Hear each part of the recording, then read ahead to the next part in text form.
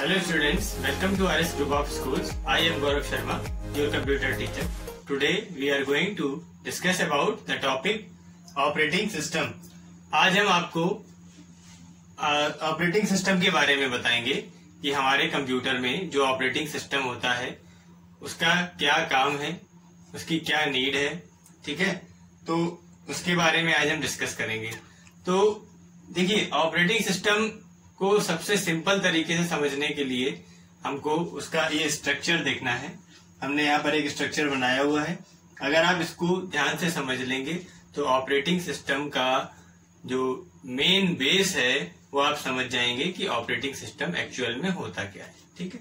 देखिए, यहाँ पर हमने एक स्ट्रक्चर ड्रॉ किया हुआ है जिसमें कि आपको लेयर्स दिख रही हैं, अलग अलग लेयर, ठीक है।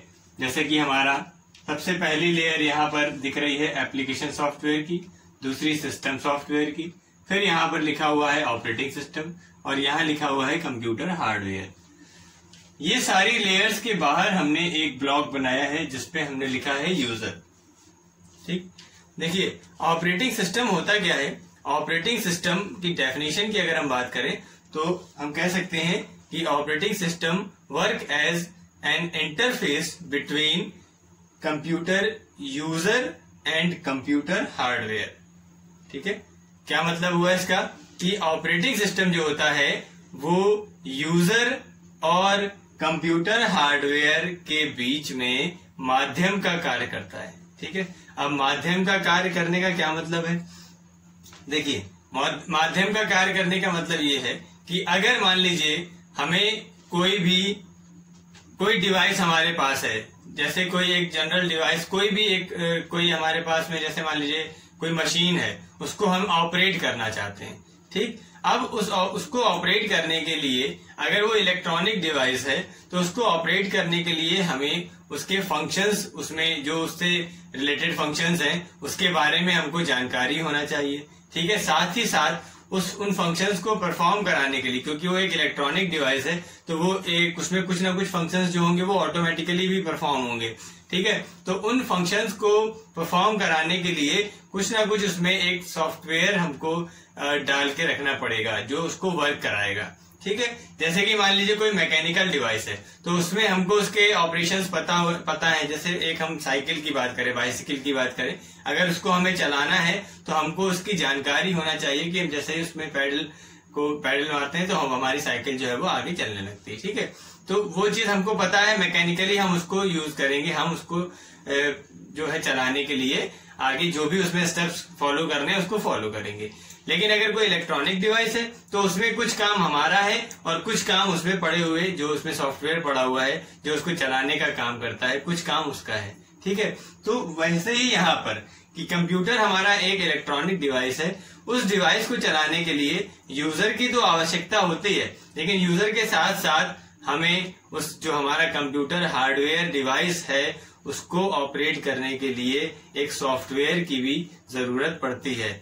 बिना सॉफ्टवेयर के हमारा कंप्यूटर एक तरीके से एक खाली डिब्बे के जैसा रहेगा, उसमें कोई भी ऑपरेशन हम परफॉर्म नहीं करा सकते, ठीक है। हम जाके मार्केट से या कहीं से भी अगर सिस्टम लेकर के आए हैं तो उस सिस्टम को हम अगर यूज करना चाहते हैं तो उसमें, सिस्टम मीन्स कंप्यूटर, तो उसको अगर हम यूज करना चाहते हैं तो उसमें उसका सिस्टम सॉफ्टवेयर प्रेजेंट होना बहुत ज्यादा जरूरी है। बिना उसके हमारा कंप्यूटर सिस्टम वर्क नहीं करेगा। तो हमने आपको बताया कि सिस्टम सॉफ्टवेयर वहां पर प्रेजेंट होना जरूरी है। तो सिस्टम सॉफ्टवेयर का मीनिंग क्या है। सिस्टम सॉफ्टवेयर ही हमारा एक तरीके से जो ऑपरेटिंग सिस्टम है वो सिस्टम सॉफ्टवेयर का ही एग्जाम्पल होता है, ठीक है। अगर हम अपने कंप्यूटर हार्डवेयर को ऑपरेट कराना चाहते हैं तो ऑपरेटिंग सिस्टम की हेल्प से हम उसको ऑपरेट करा सकते हैं। तो जो हमने आपको अभी तक जो मैटर बताया तो वो इसकी डेफिनेशन से रिलेटेड है कि किस तरीके से हमारा ऑपरेटिंग सिस्टम हमारे कंप्यूटर हार्डवेयर से हमारा मीन्स यूजर का इंटरेक्शन कराता है, मैसेज का कम्युनिकेशन कराता है, सूचनाओं का आदान प्रदान कराता है, ठीक है। तो अब देखिए, यहाँ पर जो हमने स्ट्रक्चर ड्रॉ किया है, अब हम उसकी बात करते हैं कि ये अलग अलग लेयर्स यहाँ पर क्यों बनी हुई हैं, ठीक है, देखिए यहाँ पर हमने लिखा है एप्लीकेशन सॉफ्टवेयर और यहाँ लिखा हुआ है यूजर। तो इससे आपको समझ में आ रहा है कि हमारा जो यूजर है वो एप्लीकेशन सॉफ्टवेयर से सबसे पहले इंटरेक्ट करेगा। ठीक, हम अपने कंप्यूटर को ऑपरेट करना चाहते हैं, हम अपने कंप्यूटर को चलाना चाहते हैं।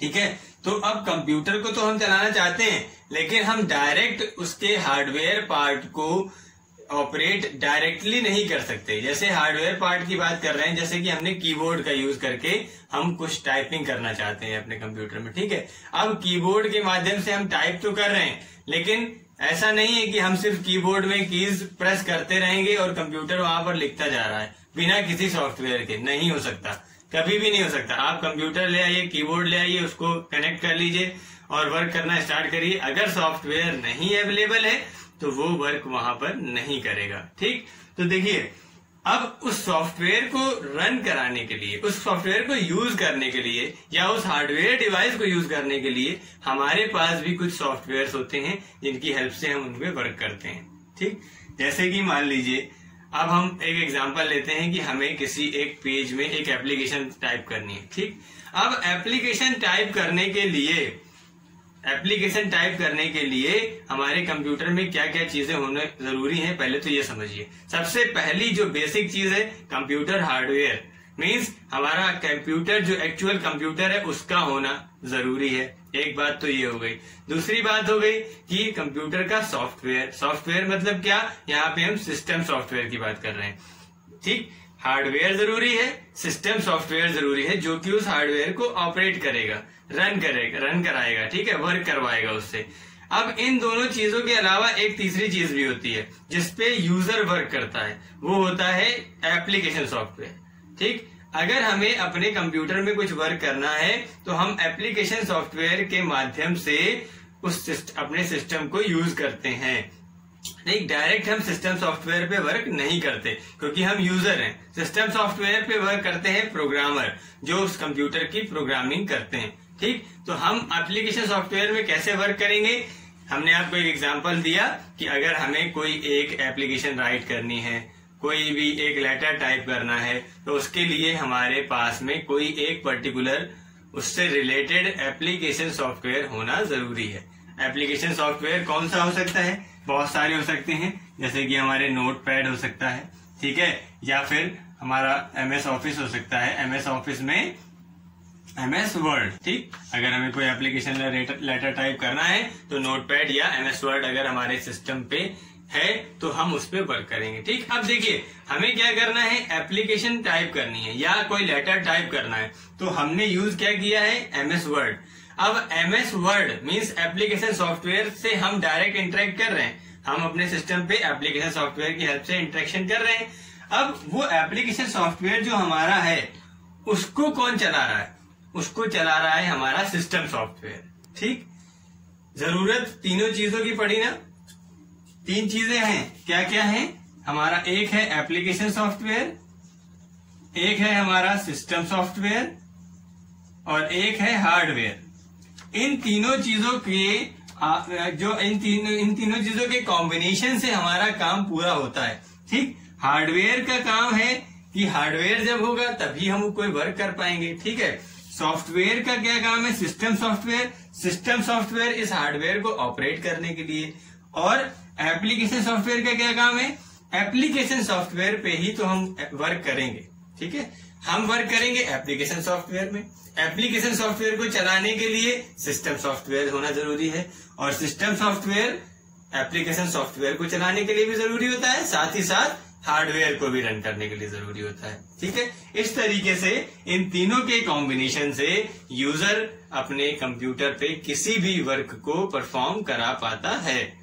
ठीक है, तो इस चीज को ध्यान से समझिए, जो बात हमने आपको बताई कि अगर यूजर हमारे कंप्यूटर हार्डवेयर को यूज करना चाहता है तो हमारे सिस्टम में, हमारे कंप्यूटर में सिस्टम सॉफ्टवेयर का होना आवश्यक है। सिस्टम सॉफ्टवेयर का एग्जाम्पल ऑपरेटिंग सिस्टम होता है। ठीक है, तो हम चाहे ये बोले कि सिस्टम सॉफ्टवेयर होना आवश्यक है, या अगर हम ये कहते हैं कि ऑपरेटिंग सिस्टम होना आवश्यक है, दोनों ही बातें सही हैं।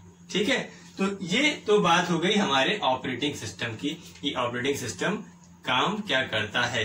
अब हम यहाँ पर कुछ ऑपरेटिंग सिस्टम के एग्जाम्पल देखेंगे और कुछ ऑपरेटिंग सिस्टम के टाइप्स के बारे में यहाँ पर बात करेंगे। फिर उन टाइप्स को डिस्क्राइब करने का वर्क हमारा नेक्स्ट वीडियो में रहेगा। तो आज हम ऑपरेटिंग सिस्टम की डेफिनेशन आपने अच्छे से समझ ली। अब हम आपको उसके कुछ एग्जांपल्स बताते हैं और उसके टाइप्स के बारे में बताते हैं कि ये कितने टाइप का हमारा ऑपरेटिंग सिस्टम होता है। जैसा कि हम लोगों ने अभी ऑपरेटिंग सिस्टम के डेफिनेशन की बात करी, तो अब हम उसके एग्जांपल्स देखेंगे कि क्या ऑपरेटिंग सिस्टम के एग्जांपल्स हैं। अगर हम सिस्टम सॉफ्टवेयर के एग्जांपल की बात करते हैं तो एग्जांपल आता है ऑपरेटिंग सिस्टम। अगर ऑपरेटिंग सिस्टम के एग्जांपल की बात करते हैं तो उसके कुछ एग्जांपल यहाँ पर हमने लिखे हुए हैं। जैसे कि यहाँ पर आपको सबसे पहले देखने के लिए मिल रहा है Microsoft Windows operating system. Operating system को हम शॉर्ट फॉर्म में ओएस भी बोल सकते हैं। ठीक है, अगर हम बोलते हैं कि आपके सिस्टम पे कौन सा ओएस पड़ा हुआ है तो मीन्स हम आपसे क्वेश्चन कर रहे हैं कि आपके सिस्टम पे ऑपरेटिंग सिस्टम कौन सा है। ठीक है, तो जो सबसे ज्यादा पॉपुलर, सबसे ज्यादा यूज करने होने वाला ऑपरेटिंग सिस्टम है वो माइक्रोसॉफ्ट का विंडोज ऑपरेटिंग सिस्टम है।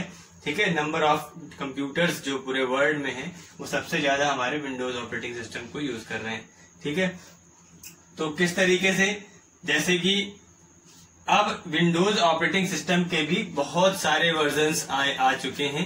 ठीक है, तो जिनमें से हम लोग जो ज्यादा अभी लेटेस्ट में जो ज्यादा यूज होने वाले वर्जन्स हैं वो हमारे विंडोज 10 और विंडोज 7 है। ठीक, जो अभी लेटेस्ट में हम लोग जो यूज कर रहे हैं इस समय, तो विंडोज 10 का यूज जो है वो सबसे ज्यादा हो रहा है। ठीक है, तो ये आपने नाम सुने होंगे कि विंडोज 7 हमारे कंप्यूटर में ऑपरेटिंग सिस्टम पड़ा है, हमारे सिस्टम पे विंडोज 10 ऑपरेटिंग सिस्टम पड़ा हुआ है। तो ये जो आपने अभी तक ये नाम सुने थे उनके बारे में आपको जानकारी हुई कि ये विंडोज 7, विंडोज 10 एक्चुअल में होते क्या हैं। ये हमारे ऑपरेटिंग सिस्टम होते हैं।